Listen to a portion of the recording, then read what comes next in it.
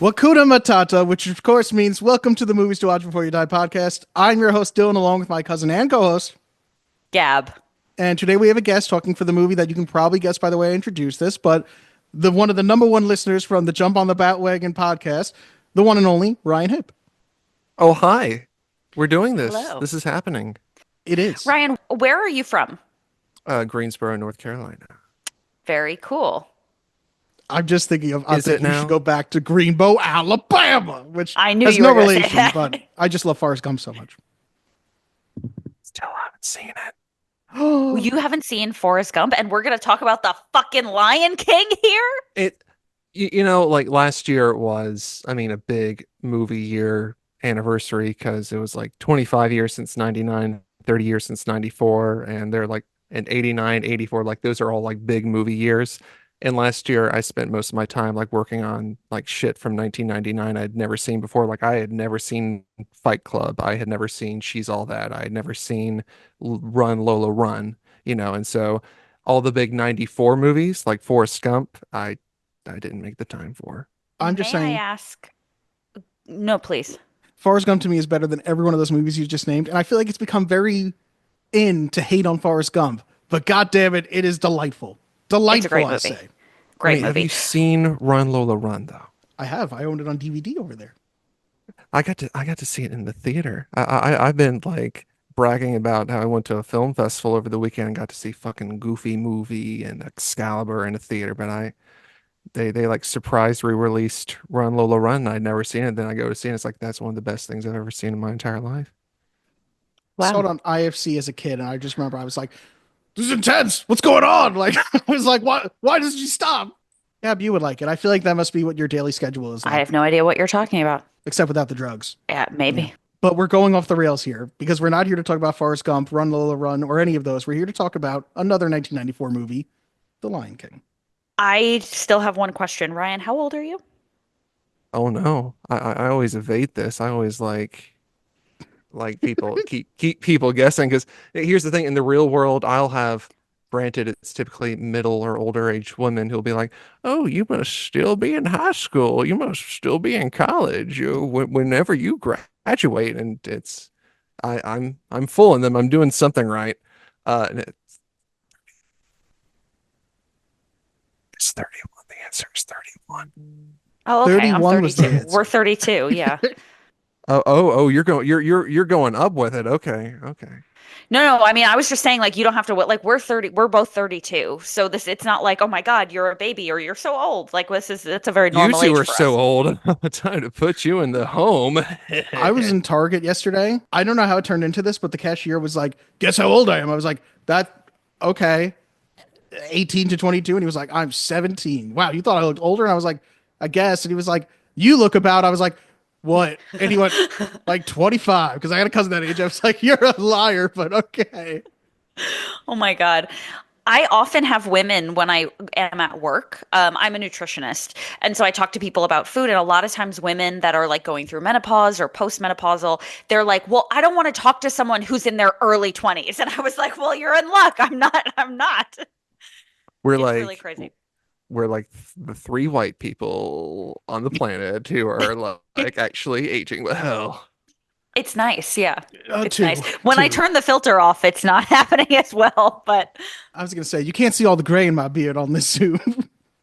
yeah. All right. So speaking of being old, we are about to talk about a movie that I cannot believe is 30 years old. Yeah, 31. that's another one. They put it back out last year for the 30th. And I went to see it 5 times. So Wow. Okay. Ryan, Cool. let's put you on the spot. If I gave you like less than a minute, what is The Lion King about? What's this all been about? What am I working toward? You think you know everything about me, don't you? I dive at your bottom. I bloody well ought to. okay, well, it's 5 of the best songs ever written with some of the best scenes in movie history in between. But they're about a cat who wants to kill his cat nephew because the cat wants to be the ruler of all the not cats. And so he kills his cat brother and sends away his cat nephew. And the cat nephew befriends a a couple of gay animals in the desert and learns about life and love and the circle of, I've already said life, god damn it. And then there's a big action scene at the end where the slow motion cats slap each other in the face while fire happens. And then it ends the same as it started because it's the circle of life. The end. I appreciate that in your synopsis, Scar is the main character. Well, I mean, he's arguably the gayest of them all and, represent. So, He does have main character energy. If there was a Real Housewives of Disney, I do like to think Scar would be on it. But that's not important right now. Let's get to the IMDb plot summary. Lion Prince Simba and his father are targeted by his bitter uncle who wants to ascend to the throne himself. oh, that Love okay. Yeah, very tight. Well, I wasn't far off then. No, you were spectacularly close. Yeah. There are 2 taglines, but one of them is just a more succinct version of the other. Okay. The greatest adventure of all is finding our place in the circle of life. Cute. And then it's just the circle of life. Yeah. Yeah. I don't hate that. I typically hate taglines, Ryan, if you're not familiar, but I think that's okay. Maybe it's just like hits a nerve because it's very oh my God, what's the word I'm looking for? Nostalgic. Sure. I mean, I think the first one's better because the second one is just the title of one of the songs. It's like if one of the taglines was just Hakuna Matata, or one of the taglines is just he just can't wait to be king. The other one is like works in the greatest adventure. Like it's building it up a little bit more. Okay, tagline it is. A roaring good time. Now that's one of the hacky like poll quotes. Like it's like the #1 movie in America is The Lion King.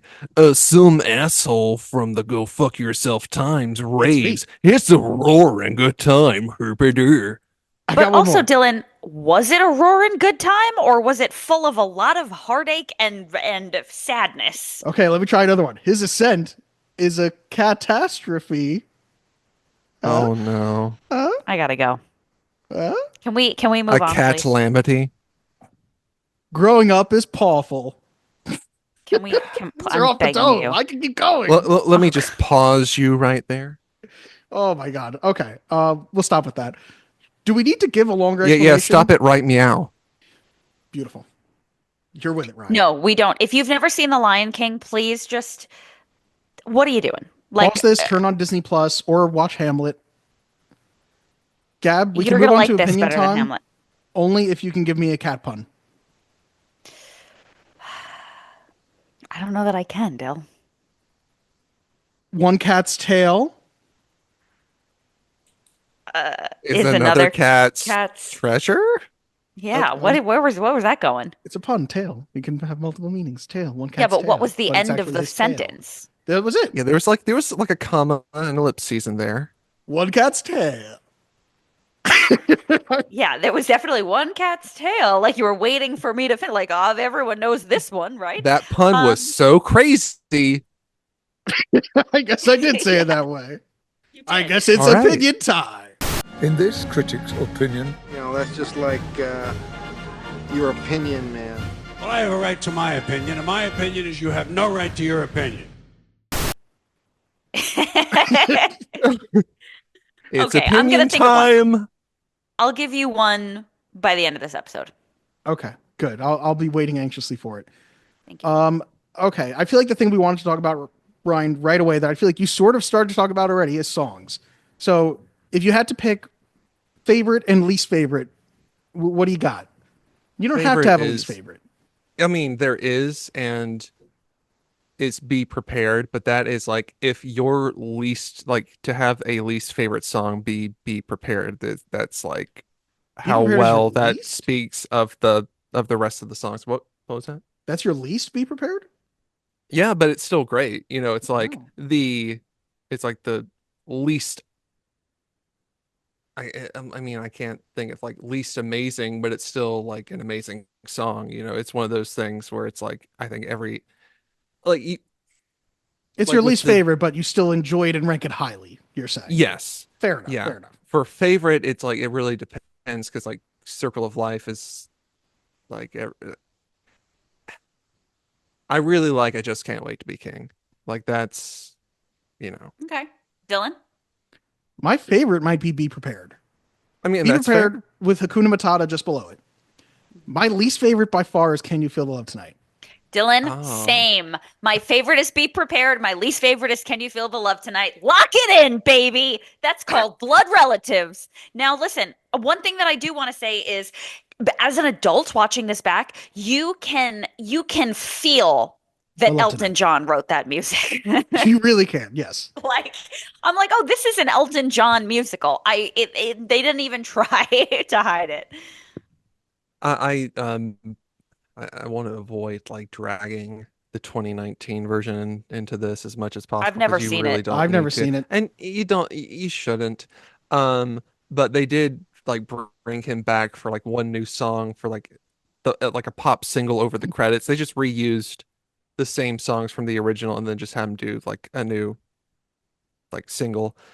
And like his pop versions of the songs in this, like the version of Can You Feel the Love Tonight on over the credits is more of like a typical Disney pop ballad. Like you think of Michael Bolton doing Go the Distance or Celine Dion doing Beauty and the Beast. It's not like the most typical Elton John version of things. His new song for Lion King 2019 is just an Elton John song. And then they had some of the like the African vocalists from the score like come in on it to just make it it's not Lion King enough. Let's just get a little bit of something in there. That's good enough. I just picture for 2019 being like, I love a paycheck. That's good for me. Like, What I loved is like he did that in the same it was the same year as Rocket Man and he won an Oscar that year for Rocket Man. And I yeah, think Disney was nominated for Lion King 2019 for the Beyonce song because they crammed a Beyonce song in there too. Mhm. Like the scene in this one where like the amazing shot of Simba like running across the desert and then it like crossfades to his slow motion legs with like the Hans Zimmer score. The equivalent of that scene in the 2019 one is scored to a Beyonce song. It's just 10 seconds of the Beyonce song so they could be like, "Oh, it's in the movie. It's on the soundtrack. So here's the hit single from Lion King 2019." So, Yeah. I I have a thought that I'd like to share, and I'm excited for to hear what you think about this. I've always sort of known because I want to set the stage for this. I haven't watched this movie probably since like 1999. Like I yeah. don't think I've really. watched it for a very long time, but it was one of my favorites growing up. Like just on repeat all the time, like constantly. So I felt as though I knew every line, I know every word to all the songs. Like it isn't foreign to me. But I sort of always took for granted that it is Hamlet, right? And then watching it now, I was like, this is only kind of Hamlet. See, I don't have enough like his like familiarity with just like straight up Hamlet. Like for me, I guess this is the closest thing to Hamlet, so I can't vouch for that. I Dill, Um, think you're if you making a watch, face. because it's just Hamlet. Like, I think if you watched Hamlet or any performance of Hamlet, you'd be like, oh, this is just the Lion King. I know this. Like, you But know what I mean? only because the uncle kills the father and tries to get rid of the kid so he can be the king. Only Um, because of the overarching story is the same. yeah, but Yes. there's no like I don't know. It's just like I very. I feel like you could argue that there are a lot of stories that are about like bloodlines and people trying to get in where they got to get in. I Yeah, I'm don't not know. saying Like this is straight plagiarism, and I think a lot of stories would go back to this, just like there are 100 different versions of a hero's journey, you know what I mean? Which sure, Star Wars is just the hero's journey, and there's a million other movies that are just the hero's journey where he finds a mentor, the mentor dies. Dodgeball is that to an extent, you know what I mean? Are sure, those movies yeah, similar? No, but yeah. no, I I hear think you. Okay. I think what Dylan is saying is that Dodgeball and Star Wars are the exact same movie and are exactly as good as one another.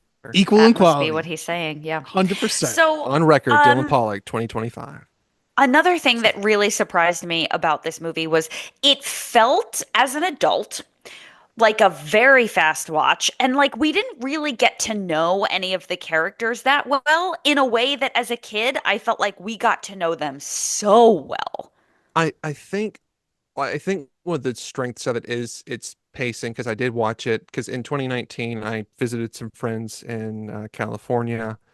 Because that night we went to see the 2019, so we could do like a video, live, like post viewing vlog about it.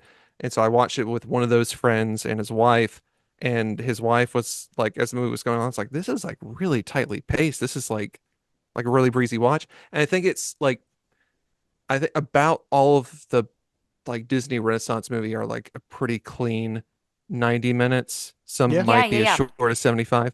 But this one, it's only the 5 songs with a little bit of a Circle of Life reprise at the end. And then in between, like it, and they also keep like the number of characters. Like I was thinking about this time how like name the feather duster in Beauty and the Beast, like Yeah. name the chef, and I don't even know if he has a name, but like the chef character in Little Mermaid or whatever. But in this, and I guess it speaks to it's like how well known the movie is, but I think most people could name Simba, Mufasa, Scar, um, Nala. like no, I mean Nala to a lesser extent, but like and Timon and Pumbaa. But then even the Yeah. fact that the secondary characters like Nala, Rafiki, Zazu, and Sarabi. Sarabi, and then even the hyenas like Shenzi, Ed, and Bonsai, and it's really just them. Like there are only like a couple of other characters who have like one line, but it's pretty like a tight cast. And so That's I pretty think much we every character in know, the movie. Yeah. yeah. And so I think we know like as much as we need to, and I think the movie's paced well enough. And that's not, and I mentioned like those side characters in those other movies, not as like an insult to them, but I think personally that they pace it well enough and we know enough about them and they keep the cast like small enough and tight enough that for me, like it works perfectly. Yeah, and I don't disagree. I just think that my perception as a child was that we had a lot of time with Timon and Pumbaa and we really knew them very well. But ultimately, like we meet them, they're kind of just like living this very carefree life, and then all of a sudden Simba is going back home and they're like, "We're coming with you, pal." And I'm like, "Oh, that's cool." But like I don't know. I think that just speaks to like how you don't really need to fill in those gaps in a children's movie, whereas like in an adult movie, there would have to be a lot more that would like anchor those three together and like bond them before that made a lot of sense. You know what I mean? And I'm not complaining. I'm just being Right. like, wow, it was crazy that as a kid, this felt like it had everything I needed. And now as an adult, I'm like, oh, this was really fast and we didn't really spend a lot of time with anybody. As a kid, I Yeah. think I also viewed it as like this epic, large, grand film, and it is very tight and quickly paced. And I say that as a compliment as an adult because I'm sure I remember the 2019 Lion King is like 45 minutes longer, and I can't imagine how much more you can add into this because you really don't need to. Oh, But there's like an extended scene of like of Beetle pushing like a turd. Like literally, there's like feels a metaphorical about the remake itself. there it is. But it's like because I think like in the original, the way Rafiki knows Simba is alive is that Simba like falls on some like debris and it like goes in the wind and then Rafiki catches it and then like he realizes he's alive. In 2019, I guess some of Simba's fur like blows off and then lands in like a turd ball that a beetle pushes and it shows like the turd ball like going on this whole journey and then finds itself to Rafiki where he gets the hair and it's like Simba's alive. Oh God, Rafiki So is it's sifting stuff through like a that. ball of dung. I can't remember if it like the hair came off of the dung ball or not. I just remember there's an extended sequence of a dung ball. Gross. And think of all of the CG artists who spent months, maybe years, like making the most photorealistic dung ball humanly possible. That's what you go to school for, Billion Ryan. dollars That's what you global go box for. office. I will say though, what I like about the characters is that because we just know very specifically about them, you just know them as character traits. Like if I'm talking about Timon and Pumbaa, all you need to think is they're funny. Zazu, annoying. You know what I mean? Mufasa, wise. Simba's the only character we need to get to know and need to know his internal conflict well enough. And it does more than a good enough job of that. You know what I mean? Yeah. I do love Scar though. I do love that Scar's a messy bitch, and I like find him so interesting.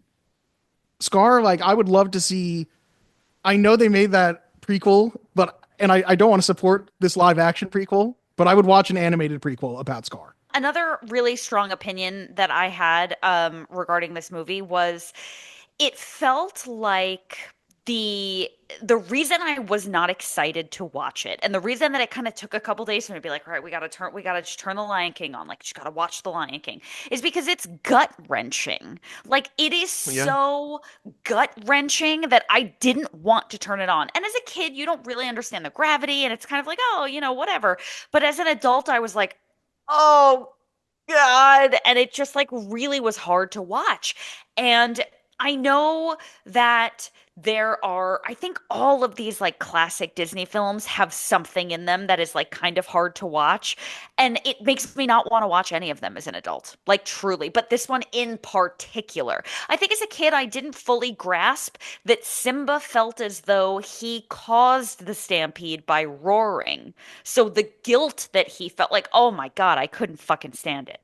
Couldn't stand Yeah, it. and it's so like so well done because I think like I don't know if this is something we save like for the very end, but like this, like I gave Dylan like some possible like, oh, if you want to come on, we'll some movies, and this was one of them. But the thing is, this is probably my favorite movie ever, and I kind of came to that realization going to see it a bunch of times last year.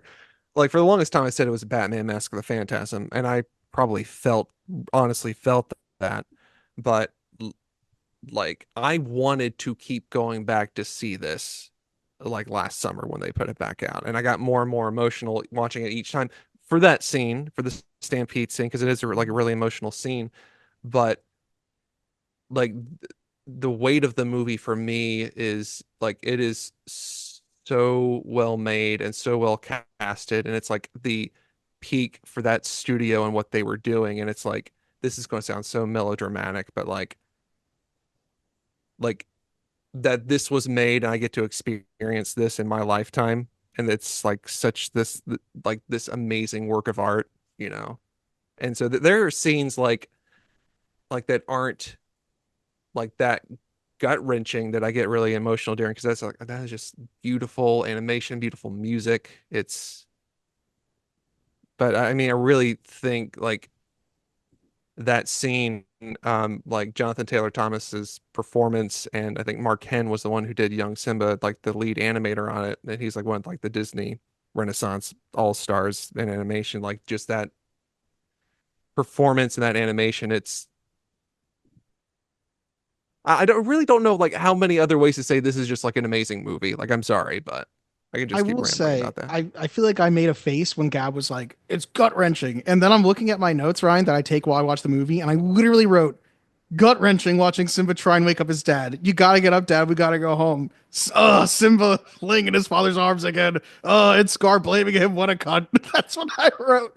It was horrible. It was really hard for me to watch. And I didn't cry. And I'm a crier. Like, I'm a crier because I think I knew that it was coming, but it was truly like Corey and I were both just like, oh God. I just like when the stampede started, I was like, I don't want to do this. It reminds me a lot of when my therapist is like, we should talk about this. And I'm like, I don't want to. Like, it really is what it felt like. But it's also like the start of the stampede, like Simba's face, like when you mentioned like him thinking like his roar caused it, but like that smile on his face from when he finally gets the roar right, and then realizing, oh, like realizing what's about to happen, like that.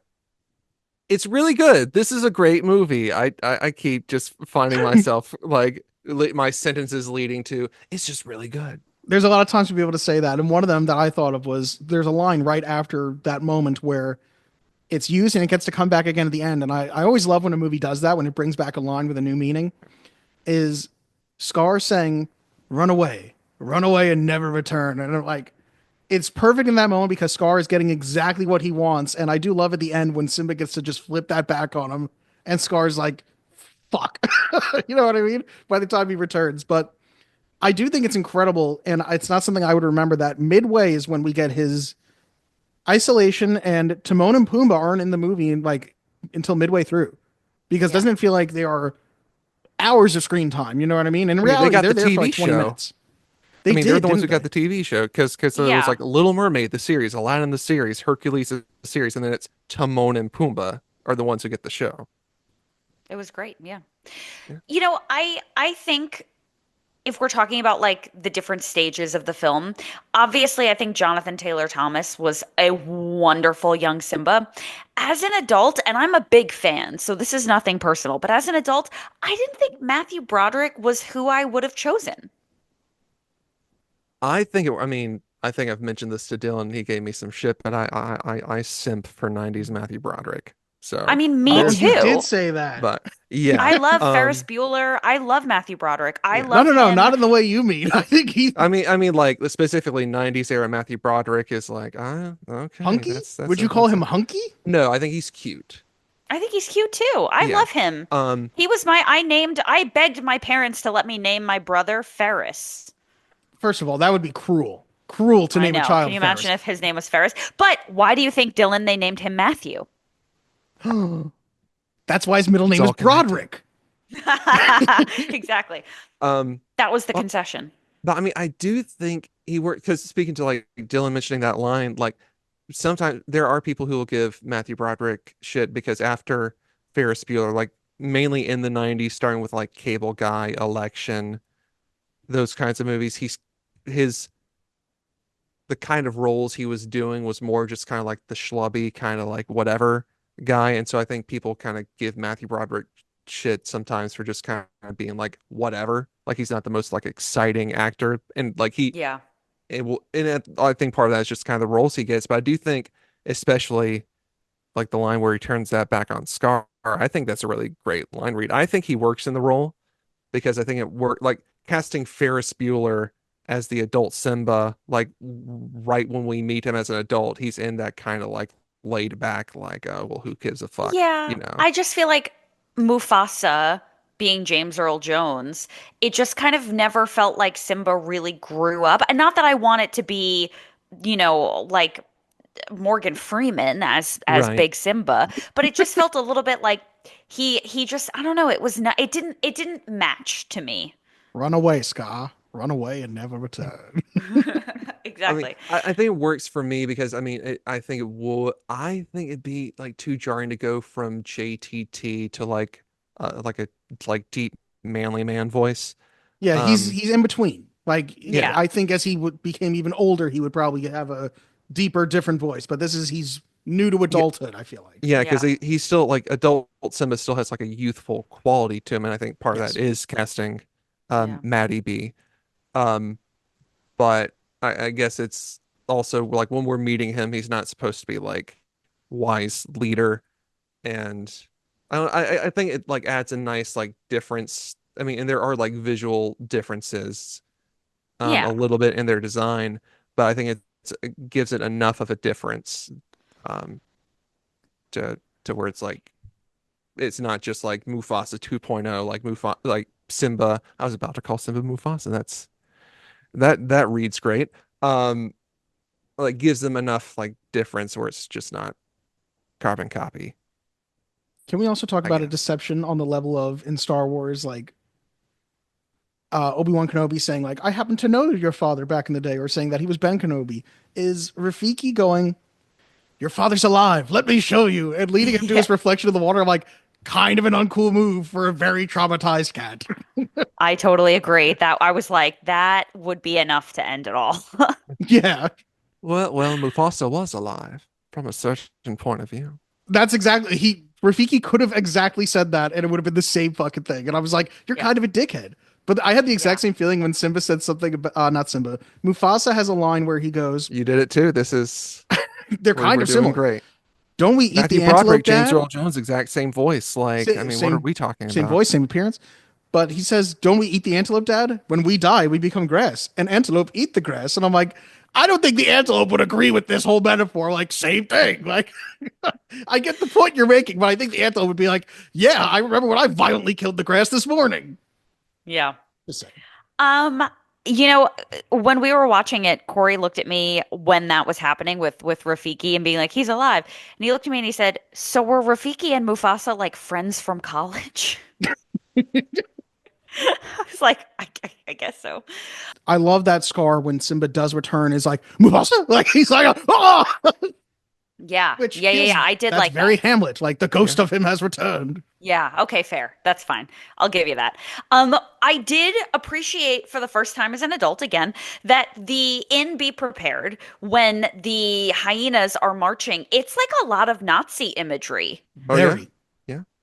Like Although- a lot of Nazi imagery. Nowadays, I also just felt like Scar feels Scar feels like a Republican promising you're never going to go hungry again, and immediately all the water and food disappear. He's Yeah. like, don't And then worry, I'm going to take care of all of that. The hyenas are doing wonderful. We're going to have the best Pride lands, let me tell you. We're banning the He pride will- from Pride Rock. At the end, when he gets caught, he's like, it's the hyenas' fault. They did it. And I was like, oh, how fucking accurate is that? The scapegoatery. How dare Disney suddenly get all political 30 years ago? Yeah, right. Yeah, no woke Lion King for me. Yeah. Dylan, do you remember when we were in maybe kindergarten or first grade? I was watching a lot of Lion King. It must have been kindergarten. I was watching a lot of Lion King. And one Friday night, I drew a lion face on my face, but in Sharpie. And my mom couldn't get it off, and I had to go to school like that. Okay. Oh, we didn't go to the same elementary school, so that makes No, we sense. did not. Yeah. I went to school like that for a couple days. My mom was like, well, I don't know. Living your Nala fantasy. Nala, Slay Queen. isn't it surprising how much the name, like I know several people with dogs named Nala and stuff like that, and I'm like, why did the Cats, name yeah. catch on that much? Because she's really not that important to this movie at all. Yeah. Well, I mean, she gets Simba to go back to Pride Rock. Well, or Yes. she's like she gets the ball rolling. Rafiki is like the biggest push. She gets the Yeah, dumb but I ball know a rolling. lot. I know a lot more Nalas than I do Simbas. That's a good point. You know, like I don't know a whole lot of cats or dogs, I suppose, named Simba, but I know like a good amount of Nalas. I want to get an English bulldog and name it Pumbaa. Yeah, you should. Yeah. You should. Let's talk about Nathan Lane for a second. He's just so fucking delightful. He is like I saw Birdcage again for the first time in a long time, like a year or Oh two my ago, God. and he's so How great good in is the that. Birdcage? How good? Because Yes. Dylan didn't like it. I never said I didn't like it. It just wasn't a movie to watch before you die for me. I nominated as a movie Rush Before You Die. He said no. I stand by that. Go fuck yourself. And then I don't know if either of you've seen it. If you haven't, shame on you. But Dick's the musical, he's in that too, and Nathan Lane's just great, just great. It's a delight. I was gonna say I've never seen Nathan Lane in anything and not like Nathan Lane in it. I've seen him in things that were not good, but I've never been like it's Nathan Lane's fault. You know what I mean? Yeah. Yeah. And besides probably Scar, or maybe like on par with Scar, he has some of the best lines of the movie. Yeah. Like Simba going, I don't want to talk about it, and then Timon going, good, we don't want to hear about it. You know? There was another one. Let's talk too. about your fixer upper. You're the king and you never told us? Look, I'm still the same guy, but with power. You know what I mean? I think I like that Yeah. line from Timon. No, I Yeah. no, I like the hula song. Yeah, that was like Hallmark does their ornaments, and they did a couple for the anniversary. They did one of like young Simba and Mufasa like looking up at the stars. And then the other one they did, and the only other Lion King anniversary ornament they did was Timon doing the hula. So good. So, I guess it's iconic enough. I Yeah. also like Are you aching? Yep, yep, yep. For some bacon? Yep, yep, yep. So good. I also like how our hero of this children's film, Simba, says to Scar, "You don't deserve to live," and it's like never taken back or like that was too far. It's like no, Simba was right. But- This motherfucker should die. yeah. Let's bring that back. Like, Let's there bring are back a death to lot the of- evildoers. Yes, like the fact that like, and there are plenty of the newer Disney films that like Disney animation studios movies that I love.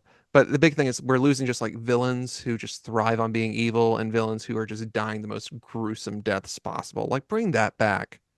I was saying to Gab, one of, if not my favorite Disney movies is Mulan. And I love that the bad guy of Mulan is just, no, I am evil. That's my whole thing. I'm going to take over as much as I can because I'm evil, which, you know, feels like it applies to real world people. But I love that in the movie. It's like, no, this guy's evil. We got to kill him. And they just Yeah. he gets blowed up real He good. does. And I mean, Scar, we may not get to actually see it. We see the shadow of it, but Scar dies ugly. He told those hyenas they'd never go hungry again. Yeah. Yeah. Well, I mean, until they get through Scar, in which case they have to find something else. Then they'll quickly be Yeah, hungry again. true. Yeah. Yes. Yeah, he's bony. Dylan, what do you say we get to the facts? I want the truth! Face the facts, ducks. Facts have no place with an organized religion. On IMDb, The Lion King has an 8.5. On Rotten Tomatoes, on the tomato meter, it has a 93% with an average rating of 8.5 out of 10. 163 fresh reviews and 13 rotten. The audience score is 93%. It had a budget of $45 million is the estimate, which seems insanely low to me. And it grossed $979 million worldwide. The critics' consensus? Emotionally stirring, richly drawn, and beautifully animated, The Lion King is a pride within Disney's pantheon of classic family films. Roger Ebert gave it 3.5 stars. Said, a superbly drawn animated feature. Succinct. Well, why take off the half star, Roger? Like, come on, dude. I don't know. Should I have gone? I feel like now I feel like you both wanted me to read the full thing to be like, he just had one problem. He said there was the animation at this frame. John Hartle from film.com, an ingenious mixture of themes from narrative sources as ancient and varied as Hamlet, the Old Testament, and the Odyssey. Okay. Which feels like a real asshole way to talk about The Lion King. Like, oh, I love the way that it refers to the I'm pretending to swirl a glass of brandy. Nobody can see that in this audio-only form, but that's how I picture somebody talking about it like that. Fair. Terrence Rafferty from The New Yorker. Between traumas, the movie serves up soothingly banal musical numbers composed by Elton John and Tim Rice and silly, rambunctious comedy. And finally, I had to include one dicky one. Deborah Peterson from the St. Louis Post-Dispatch. The Lion King is short on humor, long on melodrama, and AWOL on fun. It was intended to be important and is pretentious instead. You know, it's funny she'd say that because I don't know if this is if you've got trivs or anything, but highly recommend like the documentary Waking Sleeping Beauty. It's about like Disney's comeback from like the mid 80s when they were at their lowest up to the Lion King, which is like their peak. And the whole thing was everybody at Disney Feature Animation wanted to work on Pocahontas. That was supposed to be their big like Beauty and the Beast got Best Picture nomination. Oh, Pocahontas is going to be our next Beauty and the Beast. It's going to be like Romeo and Juliet, this huge epic, like historical drama musical. And then no one really wanted to do Lion King. And so for her to be like, oh, Lion King feels like it's so important. And it was like just the goofy little B movie. That actually was people like didn't the really want first. to do her. That was like the first fun fact that I would have had. So we got that one out of the way. Letterbox reviews. This one's from Ralph. I like the part when Timon said the bug tasted like chicken. How would he know? The rest of the movie was pretty good too. I love that. Ellie, who said, Scar going to all that trouble to become king and then lying around utterly neglecting to rule his kingdom is such a mood. Matt Singer, in all of drama, there's no more potent combination than Shakespearean tragedy and fart jokes. And the last one from Kyler Zilla. I relate to Scar so much because I'm also surrounded by idiots and my life really sucks. For real. It speaks to like how great Scar is. I was in Target earlier in the one because sometimes you'll see like just like generic The Lion King with the characters or a Hakuna Matata with like Simba, Timon, and Pumbaa on it. The one Lion King shirt they're selling in Target right now is just Scar saying, I'm surrounded by idiots. I saw that too. Jeremy Irons eats that fucking roll up. He really does. Yeah. That fruit roll up, yes. He does. By the this week's foot. sponsor. The movie was directed by Roger Allers and Rob Minkoff, who also directed Open Season, Stuart Little, The Haunted Mansion, and Paws of Fury, The Legend of Hank. And Roger Allers was going to be the director of The Emperor's New Groove when it was Kingdom of the Sun. And then there's this documentary Disney tries to bury called The Sweatbox, which is all about how the studio... Yeah. Are you aware of this? I am. I watched it when we did The Emperor's New Groove, which Gab also did not think was a movie to watch before you die. But what does Sally think? Sally roar. Run away, Sally. Run away and never return. Woof. Oh, she keeps like digging her nails into my Oh, legs. Knead it like a pizza. The screenplay was written by Irene Mecchi. Mecchi? Ryan, do you know Mecchi or Mecchi? no. Don't Mecchi it. Irene Mecchi, Jonathan Roberts, and Linda Wolverton, who also wrote Brave, Hercules, James and the Giant Peach, Maleficent, and Beauty and the Beast. Stars Matthew Broderick as Simba, which every time I wanted to write Simba, my computer would correct it to something else, like Zimba with a Z, or Zimbia, or like Zimbabwe. Like I was like, no, stop it. Stars Matthew Broderick, who you may also know from Ferris Bueller's Day Off, War Games, and The Cable Guy. Jonathan Taylor Thomas, who you may know from Home Improvement, Tom and Huck, and I'll Be Home for Christmas. Jeremy Irons as Scar, who you may also know from the DCEU as Alfred. The Man in the Iron Mask, and Die Hard with a Vengeance. James Earl Gab, we're going to have to do Die Hard with a Vengeance at some point. Please. James Earl Jones as Mufasa, who you may also know from Field of Dreams, The Sandlot, and of course as the voice of Darth Vader. Nathan Lane as Timon, who you may know from The Birdcage and Mouse Hunt. Ernie Sabella as Pumbaa, and I'm done giving what you may know them from because there's too many names. Jim Cummings as Ed, Whoopi Goldberg as Shenzi. Shenzi? Shinzi. Cheech Marin as Bonsai, Moira Kelly as Nala, Rowan Atkinson as Zazu, and Robert Guillaume as Rafiki. I think it's Robert Guillaume. Well, I'll go fuck myself, but thank you. The music was by Elton John and Tim Rice, who also did the music for Aladdin and The Road to El Dorado. Score composed by Hans Zimmer, who also did the music for Inception and Pirates of the Caribbean, and a whole lot of other stuff. I think like I cannot vouch for Thelma and Louise and the Rain Man, or is it just Rain Man? Whatever. Rain Man. The Rain Man. That's going to be the reboot, because when you reboot a movie, just put the. You add or take away the Yes, the Rain Man. I can't vouch for like how Hans Zimmer those are, but I think this might be like kind of the Hans Zimmer Rosetta Stone, because this sounds like the most Hans Zimmer score ever. And you look at his filmography before that, and it's like I can't imagine that those sound like this. And then you go and listen to Pirates of the Caribbean or the Nolan movies or Man of Steel or whatever, and they've all got that same kind of like either like the choir or the percussion. Or I don't think I have enough of a musical ear to think that way, but now I want to start comparing these things because I feel like that would be interesting to do. It did win an Academy Award for Best Original Score and for Best Original Song for Can You Feel the Love Tonight? It was also nominated for Best Original Song for Hakuna Matata and for The Circle of Life, so it was nominated 3 times for Best Original Song. It won the same Golden Globe as well for Best Original Song and Best Original Score. Elton John also won a Grammy for Best Male Pop Vocal Performance for Can You Feel the Love Tonight? so basically, like they're just proving that you're both totally Inept? wrong about that song. Yeah, I guess so. total disaster. This song's phenomenal, let me tell you. This is ska, by the way. Let me get to the fun facts. Frank Welker provided all the lion roars. Not a single recording of an actual lion roaring was used because the producers wanted specific sounding roars for each lion.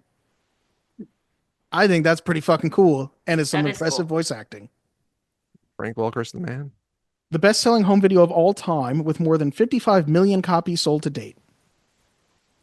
And apparently they're worth hundreds of dollars based on dumbasses on eBay. Oh, I've got an old Disney tape. Let me sell it for outrageous prices, because that's totally how things work. Oh, what, like a mint unopened VHS? I've No, seen that. there are people like there was a point in time when people were convinced that their old clamshell Disney tapes were worth obscene amounts of money, even though you can walk into any Goodwill and buy them for $1. And so you'll see just a whatever used copy of The Lion King or Beauty and the Beast for obscene prices. And it's like, what are we doing? What are you talking about? I've got all my DVDs over there. I know they're worthless, but they have meaning to me. Like, no. Okay. The Wildebeest Stampede took Disney's CG department approximately 3 years to animate. A new computer program had to be written for the CG Wildebeest Stampede that allowed hundreds of computer-generated animals to run without colliding into each other. Wow. At around 29 minutes into the movie, Jim Cummings, who is also the voice of Ed the Hyena, had to fill in for Jeremy Irons for the finale of Be Prepared, which I feel like you can definitely hear if you are listening hard enough. Yeah. The story is Irons threw out his voice after performing the line, "You won't get a sniff without me." The rest of his recording didn't sound powerful enough. Despite popular belief, Jim Cummings didn't fill in for Jeremy Irons in Be Prepared because he threw his voice out, though. Cummings did fill in for him on the song, but according to Jim Cummings in his podcast Tuned In, Disney asked Cummings to finish the singing portion of the song because Iron's vocals were lacking. Cummings said the story about Iron's voice going out was the one Disney publicized. Interesting. You can definitely hear the difference. It sounds a little bit like Winnie the Pooh, right? Like, Yeah, which he is the Winnie the Pooh voice too. Right, yeah. right. I know. Yeah. I love Jim Cummings. Several character names are based on Swahili words. Simba, which is lion. Nala, which is gift. Sarabi, mirage. Rafiki, friend. Pumbaa, simpleton, weak-minded. And Shenzi, barbarous, uncouth, uncivilized, or savage. This one I feel like is well known, but several Disney animators went to Africa to study animal behavior and interaction in the wild. A grown lion and a cub were also brought into the animation studio as models for anatomy and musculature, which feels like a thing that if you saw in a documentary or like a movie, you'd be like, that doesn't make sense. Why would they do that? Like, that just seems dangerous. That can't But happen there's anymore. plenty of footage. Like they staged like bring in a camera crew so Jeffrey Katzenberg and the directors could be up with the lions. Like, look at us making the movie. Let's put on a performance of us making the movie. Here we are hanging out with the lions. Several animators were mauled. The movie is dedicated to all the animators killed by the lions. Yeah. Originally, Scar was going to send Nala as a fully grown lion away from Pride Rock because she ignored his romantic approaches, after which she finds Simba alive and well with Timon and Pumbaa. The idea was ultimately abandoned as sexual harassment was considered improper in a family film and may have gotten the film a PG-13 rating. Not worth it. Yeah. And then we lost, and we would have lost like queer icon Scar. Like, come on. Yeah, Scar obviously not interested in Nala. Yes. Yeah. More than 600 artists, animators, and technicians contributed to The Lion King over its production schedule. More than 1 million drawings were created for the film, including 1,197 hand-painted backgrounds and 119,058 individually colored frames of film. Wow. Yeah. Disney maintains that all similarities to Kimba the White Lion are coincidental and that they did not plagiarize that anime film. Yes, well, that's the thing. You call it a film. That became a whole thing a few years ago during lockdown. The YouTuber YMS was like doing a Lion King 2019 video and was just going to do like a throwaway segment about Kimba and believed in the whole Kimba spiracy that Disney ripped it off. And then he actually sat through all of, because there's like 3 or 4 Kimba TV shows, 3 or 4 movies. And it's like, yeah, this is hardly anything like The Lion King. It's like, if you're going to do a cartoon about animals in Africa, there's bound to be similarities, but like a lot of the arguments people make are like straw man arguments and kind of mischaracterizing what certain characters are. So yeah, there may have been some reference used. Kimba and Simba are very similar names, and Kimba and Simba do kind of look alike if you give Kimba the White Lion a quick Google. Last fact. In 2016, the film was selected for preservation in the National Film Registry by the Library of Congress as being culturally, historically, or aesthetically significant. Love it. Fuck it, we're doing it live because we're having some goddamn technical issues. That's why I sound like goddamn. Everything's fine. We're gonna roll with it. Gav, it's time for mail. Mail time? When you control the mail, you control information. Mom asked me to ask you if there's any mail for us here by mistake. What? All right, let's start with some comments. I'm sure they'll be great. This one's from Jordan Jackson's House of Horrors. These are for Saw. Oh, thank you. I'm doing fine. Great Saw discussion, constantly sidetracked by Gab. Doesn't even understand what foreshadowing is. Oof. Thanks for your comment. Wow. Also, I take pride in my ability to derail a conversation, and I thought that the foreshadowing was garbage. So back at you, whatever your fucking stupid name was. I'm foreshadowing a mean comment back to you, fucker. We have a second comment from Lanola Cola, who said, imagine asking someone, did you see Saw back in 2004? Nice. All right, let's get to some emails. First, we have one from Kyle, our Canadian correspondent. Yes. Saw is one of those movies that I don't believe I actually have watched all together in one sitting, but in pieces over the years. Horror movies have never been movies I tend to gravitate to. This is likely because I get scared and won't be able to sleep. See, it is okay to admit that. He didn't write this, but I'm going to go, Gab! Anywho, I was curious for you two if you remembered the first horror movie you ever saw. For me, it was Warwick Davis's Leprechaun. It ruined basements for me for at least 8 years. I was 5 when I saw it. Your favorite Canadian, Kyle Naranya. Oh, thanks, Kyle. Um, Dylan, I am happy to report that I don't think I watched a true horror film until I was in like late middle school, and it was either The Blair Witch Project or The Exorcist. I don't recall which one came first, but I watched them both, and both times I thought, this is so dumb. I'm not even scared. This is definitely not the first horror movie I saw, but the first horror movie that I can like remember actively watching is I remember my mom rented The Grudge and we were watching it. And my mom's somebody who when she gets scared, like her whole body gets scared. You can see the fear, you know?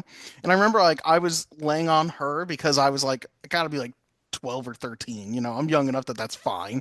And she elbowed me in the face when she got scared. So that's the first like horror memory I have. And you know what? It was scary. Yeah. You know, I remember prior to watching a horror movie, I did go to Universal with my parents and they took me on the Twister experience. Do you recall? At Yeah. Universal. All I remember is there's a fire and I was scared out of my fucking mind to a point where I've never seen Twister. I certainly have not seen Twisters, and I am petrified of pretty much anything that I think may bring me back to that state. I remember we were at Universal waiting to go on the King Kong ride, and I gotta be like 9 or 10 years old. Gab, I was petrified. I am crying. I'm like, I can't fucking do this. I can't handle this, guys. I'm bugging out. And they like finally got me on, and I was like, wait a second, this is great. This is awesome. And like, I know there's a picture somewhere of me, and like, they have a giant King Kong hand you can stand in and take a picture of, where I'm like, back to smiling. But boy, that was a true roller coaster of emotion before and after King Kong. Yeah. Yeah. Sometimes you just don't vibe with shit when you're a kid, you know? Sometimes as a kid, you are very willing to judge a book by its cover. Like you will be like, Yes. nope, fuck that. I ain't doing it. Um, all right, we have one other email. The first Saw movie I saw from Scotty Cameron. Hello, Mr. Pollock and Miss Boleyn. If you are hearing this, you've reached Scotty Cameron in under 90 minutes, resulting in his death. He had to save himself. His salvation was out of your hands. Time was on your side, but your obsessions wouldn't let you wait. Instead of saving Scotty Cameron, you cost him his life. You failed your final test. Now, Costas Mandalore is going to stand up and ominously walk toward you. Game over. That was references to other Saw movies that you do not know, Gab. Oh wait, I'm parodying the wrong Saw movie. Oh, the first Saw movie. I'm glad this made the list of movies to watch before you die. I wonder if Jamie Strecker clicked this thinking I'd hijacked the podcast, turning this into a Saw movie podcast. No, you did it all on your own, and it's all the better for it because I might have spoiled the entire franchise. Saw is a staple of the horror movie genre for not only starting an iconic franchise and a trend in horror films, it's kind of funny that the Saw franchise is often attributed to how surgical horror got colloquially known as torture porn, when the first few Saw movies didn't go hard into drawing out the gore and torture of the traps. Which is not true. I will stand by Scotty. The first one, not torture porn. All the ones after that, they get torture porny. In the second movie, a woman gets thrown into like a big hole filled with syringes and has to dig through them. Like, you're in there already. We're in there and we're loving every minute of it. You know what I mean? Yeah. Yeah. That was more so later on the final chapter of Saw when Linkin Park frontman Chester Bennington was in the garage trap. Dylan will know what I'm talking about. I do. He's glued and he has to pull his back skin off in order to stop the trap. Oh, delightful. Delightful. Really, the torture porn name came from movies that basically caped off of Saw? Caped off of Saw? I don't know what he means by that. Caped off of Saw like Hostel. I'm rolling through it. What? We'll do it live! Oh, sorry. The first Saw felt more like a cerebral horror film akin to Seven or the Hannibal franchise with death traps used as the murder weapons. Basically, What If the Riddler was a horror movie villain, which makes for a good and intriguing mystery film. Who can forget the twist? It is the most spoiled plot twist in pop culture next to Luke, I Am Your Father. I don't think that's true either, and I was the one who spoke big on the twist. It's a good twist, though. A very good fine. twist. Yeah. I saw this film back in 2019 when I was watching horror movies to learn all the references in Ice Nine Kill songs. I knew about the twist because it was spoiled to death by the internet and cultural osmosis. I was still impressed with how cleverly it set up the twist, even if I knew it was coming. Didn't some AI chatbot claiming to be Jamie Strecker send you an edit of the first Saw's twist? Stay yappy, Scotty. Which he did definitely send us the twist as like a mail thing one day. I remember that. Yeah. Oh, wow. How young and innocent I was then.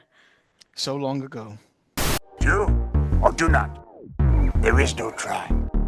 The guilty will be punished. Sentence is death. Well, It Ryan, is since this time. was your pick, you go first and tell us whether or not you think this is a movie to watch before you die. Oh, this is the worst thing I've ever seen in my entire life. Throw it in the fucking dumpster. Of course, it's a movie to watch before you die. It's the fucking Lion King. Like, it's the Lion King. Yeah. I would say that my verdict is the same. Yeah. I mean, it's one of the best movies of all time. I love that I remembered a lot of the lines. I loved that I remembered all the words to the songs. It was hard to watch at times, but I say yes. Dylan. I think it's very good. I think was a couple things that it felt like didn't hold up to me. Some of the characterizations that I didn't really appreciate as much looking back. Some of the songs I don't like as much. And I'm really just leading you guys on because, of course, I think this is a movie to watch before you die. It's a goddamn classic. The movie's great. Yeah. The way it characterizes in simple ways for these side characters is perfect. The music is 98% fantastic. Can you feel the love tonight? I just don't get the hype. That's all I'm saying. Quite frankly, Jeremy Irons alone would make this movie to watch before you die for me. Agreed. Yeah. Agreed. Well, think you had me a little nervous there for a second, Dill, but I'm glad that we're all on the same page. So This could have been a 30-second episode with just the "that was easy" button.